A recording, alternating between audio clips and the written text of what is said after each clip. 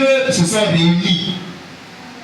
Donc, il y avait une réunion entre Dieu et ses fils. Il dit qu'à cette réunion, Satan également s'est présenté à cette réunion. Et Dieu lui demande, mais Satan, d'où viens-tu? Et lui il dit à Dieu, je viens de parcourir la terre et de me promener. Et Dieu demande à Satan, est-ce que tu as vu mon serviteur Job? Il n'y a personne comme lui, il est intègre et juste. D'abord, on se réjouit de Job. Il dit, Job c'est mon serviteur. Est-ce que tu l'as vu? Il est intègre et juste. Dieu était fier de Job. Donc, sans même lui demander, dès qu'il a vu Satan, il dit, Satan, tu viens d'où? Il dit, mais je viens de promener dans la terre. Il dit, ok, mais est-ce que tu as vu mon serviteur Job? Il n'y a personne comme lui. Alors que Dieu est en train de dire à Satan que je suis fier de mon serviteur Job. Je suis fier de lui. Et maintenant, Job lève la voix et il dit, mais est-ce que Satan lève la voix et il dit, mais est-ce que c'est désintéressement qu'il te craint? Il te craint parce que tu lui as donné telle chose, parce que tu l'as béni, parce que tu le protèges, parce que tu l'as rendu riche, parce que tu lui as donné des femmes et des enfants. C'est pour cela qu'il te craint. Plus de ces personnes-là.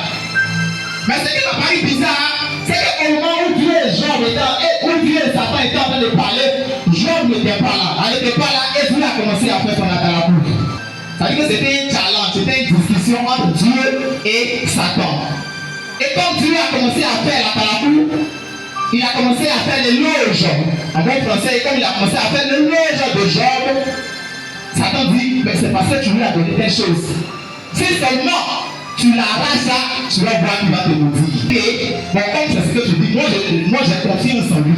Je sais qu'il ne va me réunir. Donc, on va voir ce qui va se passer. Donne l'ordre à Satan d'aller prendre tout ce que Job a. Donc, ça prend son troupeau. Après ses enfants, il avait 7 fils et 3 filles, donc 10 enfants. Tous ses enfants sont morts. Ses enfants sont morts. Job a perdu toute la richesse qu'il avait.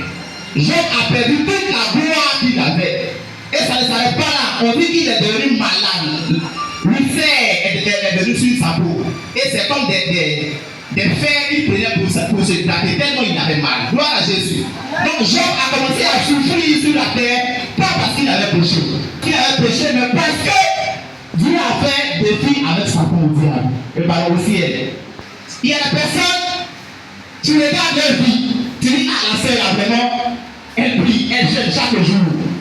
Ou bien le frère là vraiment il est prospère, Dieu l'a réellement béni. Et tout à coup tu comprends que après quelques instants, tu ne comprends plus la vie de la sœur. Moi, tu ne comprends plus la vie du frère. Le frère qui était une source de revenus pour tout le monde, il a chuté, il a terre. Il a mangé. Il n'arrive même plus à joindre les deux bouts. Celui-là qui était le financeur du quartier. Moi, celui-là qui donnait à manger à sa famille. Mais vous comprenez que cet homme-là, il ne se retrouve plus du tout. Et dans la plupart des cas, on commence à dire que oh, c'est facile à pécher, on le connaît. Il a péché, on le connaît. Ou même souvent dans l'église, on dit mon frère, réponds-toi. Réponds-toi parce que tu as mal fait et Dieu veut encore t'oublier. Dans des cas, ce n'est pas ça. Dans la plupart des cas, il y a des il y a des personnes qui sont victimes de l'amour de Dieu. Et Jean faisait partie de ces personnes-là. Souvent, quand le diable peut dire, mais telle fille-là, elle te craint parce que tu lui as donné telle chose. Elle te craint parce que tu lui as donné telle personne. Ou bien tu lui as donné tel nombre de richesses. Dieu peut dire, bon, tu penses que c'est pour ça qu'il me craint, mais qu'elle me craint. Donc vas-y, enlève-lui et puis on te là. Donc tu peux, à cause de l'amour de Dieu envers nous, ou bien à cause de ce que Dieu est fier de nous, parfois il y a des épreuves qui nous arrivent. Parfois, il y a des situations complexes qui nous arrivent. Quand bien même on est chrétien, quand bien même on prie, quand bien même on jeûne, il y a des situations compliquées qui nous arrivent. Cela ne vient pas pour nous tuer. Cela ne vient pas pour nous enterrer. Ces situations-là ne viennent pas pour mettre fin à Dieu, à Satan. Puis, prends tout ce qu'il a, prends ses biens, prends ses richesses, prends son troupeau, prends ses enfants, mais ne touche pas à sa vie. Peuvent t'arriver. Parce que Dieu est fier de toi. Et Dieu se met au défi avec Satan pour voir si tu vas le régner ou pas. Mais dans cette situation-là, ce matin, je vais te dire de tenir ferme. Car tu peux manquer de beaucoup de choses. Mais ta vie, Satan ne pourra pas toucher ta vie. Vous allez voir que Job a retrouvé ce qu'il a perdu au double. qu'il avait perdu. Mais malheureusement, dans ce genre de situation, il y a des personnes qui n'arrivent pas à tenir et qui jettent l'éponge. Il y a des personnes qui n'arrivent pas à tenir et qui commencent à accuser Dieu. Il y a des personnes qui n'arrivent pas à tenir et qui commencent à renier leur foi. Le but de Satan, en faisant ça, c'est que tu puisses renier ta foi. C'est-à-dire que du moment où il a dit tu renies ta foi, il va dire à Dieu, mais voici, il t'avait dit, voici. Il va dire que tu avais confiance en lui. Et là, c'est ce qu'il a fait. Comme si les deux sont assis et ils le servent. Il regarde jusqu'à quel point, jusqu'à quel niveau tu peux tenir et ne pas mourir Dieu. Les amis de Job sont venus et ils ont commencé à dire, mais ton Dieu là, c'est parce que tu vas pécher. Même sa femme aussi a appris la parole. Elle dit, mais tu n'attends pas pour mourir Dieu, tu vas mourir. Ah. Mais toujours tu vas à l'église avec là.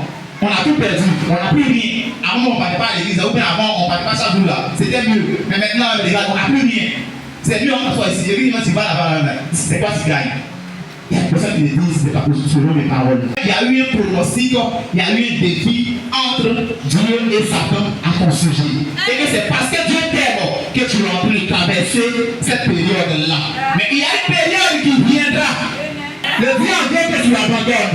Le Dieu veut que tu réunis. Le Dieu veut que tu réunis ta foi afin qu'il puisse se glorifier à ton sujet. Mais je te dis que cela n'arrivera pas. Je prie que Dieu te fortifie le corps de Jésus. Ne croyez pas que quand on est enfant de Dieu, on ne tombe pas malade. Amen. Il faut aller dire que mon frère, tu m'avais menti. Ne croyez pas que quand on est enfant de Dieu, on ne tombe pas malade. Ne croyez pas que quand on est enfant de Dieu, on n'a pas de problème. Ne croyez pas que quand on est enfant de Dieu, on ne traverse pas des épreuves, on ne traverse pas des Dieu, on traverse des situations. Mais Dieu veut que dans cette situation, son nom soit glorifié. Et Jésus vient et il dit, cette fille-là, elle est fille d'Abraham. Cette dame-là, elle est fille d'Abraham. Quand il dit elle est fille d'Abraham, ça veut dire qu'elle craint Dieu. Lui-même, il a dit, vous dites que vous êtes fils d'Abraham, mais vous n'êtes pas fils d'Abraham. Vous n'êtes pas fils d'Abraham parce que vous ne faites pas ce que Abraham a fait. Vous ne manifestez pas les fruits qui sont dignes des fils. Donc si lui-même prend la parole et il dit que cette femme-là elle est fille de Dieu, ça veut dire que c'est une femme qui craignait Dieu. Et Dieu, son don était prouvé pendant 18 ans. Également que Jésus aimait Lazare. Il aimait Lazare. Amen. Et on vient lui apprendre que le monsieur que tu aimes, il est mort. Cette maladie n'est pas pour la mort, elle est pour la gloire de Dieu. Elle n'est pas pour la mort. Mais il pour la gloire de Dieu. Et il a commencé à parler, il a commencé à déclarer, la voix est sortie de ton cou. On délie ta langue.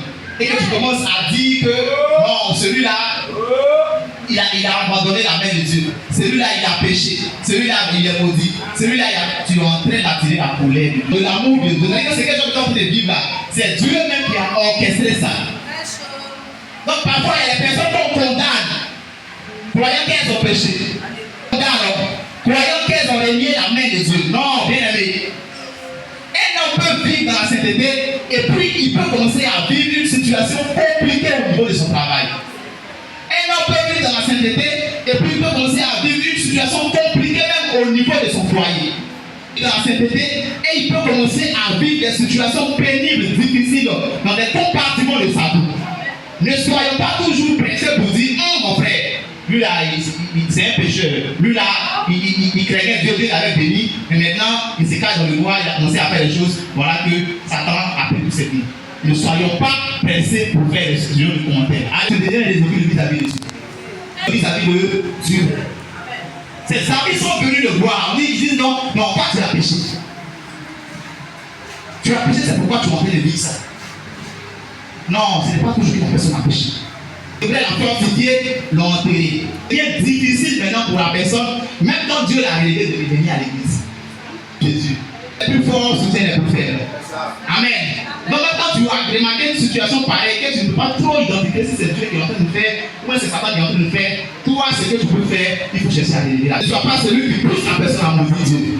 Ne sois pas celui qui pousse la personne à renier sa foi.